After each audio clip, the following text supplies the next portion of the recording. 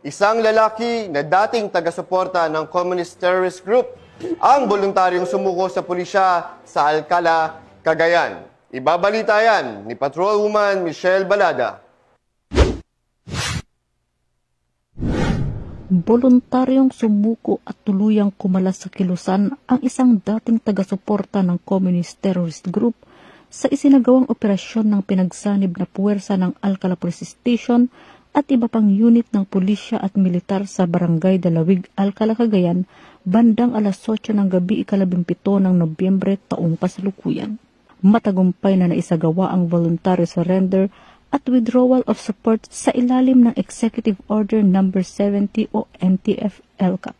Kinilala ang sumuko na si alias Leon, 60 taong gulang, may asawa, magsasaka at residente ng Sitio Banal, Barangay Dalawig, Alcala, Cagayan. Isinuko niya din ang isang caliber 38 revolver na walang serial number at walang bala. Base sa paunang panayam, inilahad ni Leon na siya ay na-recruit ni alias Kababing. Nagsimula umano siya bilang food runner noong 1999 para sa mga CTG, partikular sa grupo ni Kababing. Hinihikayat naman ang iba pang mga sumusuporta sa kilusan na sundan ang mga nagbalikloo at yakapin ang programa ng pamahalaan.